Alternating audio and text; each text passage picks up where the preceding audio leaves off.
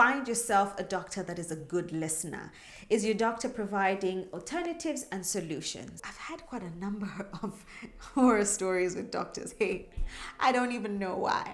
I know so many people wanted to know where to not go. I know they wanted to just avoid certain places.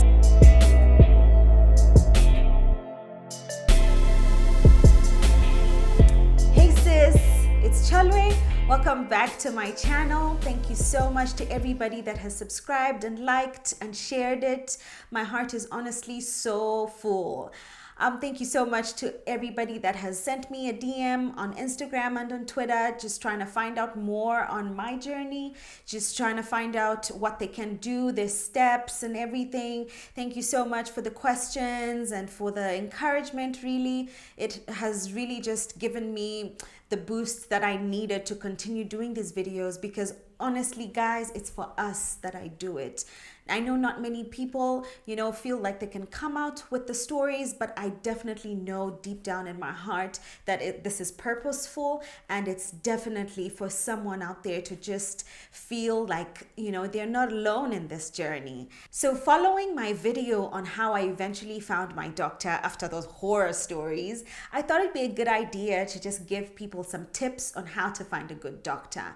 Now, like I said before, I have the utmost respect for doctors. Thank you so much for everything that you do, for staying on the front lines, for protecting us, for treating us, and just laying your lives really on the line to keep us safe. So I brought a little notebook where I put down the tips, and I'll just go through them, and hopefully, we can engage, and it will help you to save time on, getting to your doctor. So my first tip is find an experienced doctor. You want to find somebody that knows what they're doing. You want to find an experienced doctor. You want to find someone that has been in the game for a long time, that has been through different situations with reproductive health. Someone that will know really what to do in different kinds of scenarios. Really, should your situation go all the way up to myomectomy, they know, and they've seen so many different cases go different ways, so they know how to treat you. There's nothing worse than having someone inexperienced and guessing their way through what to do next. So number one, find yourself an experienced doctor. Tip number two, find yourself a doctor that is a good listener. Someone that will actually listen and hear what you're saying, as opposed to just trying to treat you so you can go and so they can see the next person. You want someone that will really understand what you're trying to articulate, someone that will really digest your symptoms, someone that will really offer you that listening ear that you need, really, because this is a complex issue. It's not a one size fits all. Depending on the size of your fibroid, the type of it, and where it is in your uterus, you will need different types of treatments. You will need someone that will listen and digest before they actually even get into your treatment plan. Tip number three, you want someone who's going to be available to you for aftercare. Again, if your case is going to go all the way up until myomectomy, there's so many things that happen after surgery, guys. You've got different kinds of pain, you have different kinds of discharge, you have all sorts of things that need medical attention. It might not be an emergency, but you just want someone to be there when you need them. You need for someone to be there, whether be it phone call or a text message, or even just as easy as walking in for a consultation. You need somebody who's going to be available to you for that. Tip number four, you also want to know if your doctor is going to be part of your surgery. For me, I feel like because this is a person that you've spoken with through consultation, someone that knows your symptoms, someone that knows your medical history, somebody that really just knows your whole journey, you kind of feel like you need them to be in surgery with you, just in case anything goes on, because you know that they know what you want, what you're needing out of the whole situation. So find out, and it was such a crucial thing for me to make sure that my doctor was in surgery with me, because I felt like I was in safe hands, because I knew that I was a priority to him. I knew that saving my uterus was a priority to him. So there's just certain things coming out of previous conversations that comforted me to know that he would be part of my surgery. There were about three experienced doctors, but it gave me that much more comfort knowing that my gynecologist that I had been seeing, was part of the whole thing. Tip number 5, you want to find a doctor that you are on the same page with. Someone that understands really what you want to get out of the whole process, especially if you're going to go again all the way up until removal of the fibroids. You need to be clear with your doctor, and they need to understand if, for example, you want to have kids right after, or if you want to have kids in the future, or if you don't want to have kids at all. They need to be able to understand so they know exactly what it is that should happen. I mean, I've heard of situations where gynecologists have said, okay, you know what, you have fibroids and whatnot, okay, have your baby, and then we will discuss the fibroid issue afterwards. That's something that could happen. Also you could find, and I've told this story before, how I heard of a doctor that kept pushing for this lady to have a hysterectomy.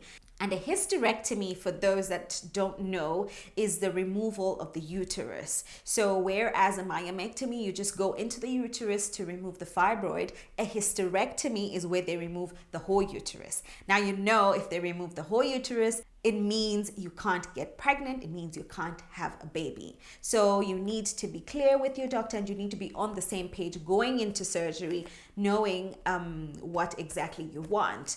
Even if it doesn't go all the way to surgery, you just want to be on the same page, clear with everything else that comes with it. Tip number 6 is your doctor providing alternatives and solutions. I honestly feel like engagement is so important, not just for your doctor-patient relationship, in anything that you want to do, actually. Isn't it annoying when you're texting someone and they're giving you one-word answers, or they're just not responding at all?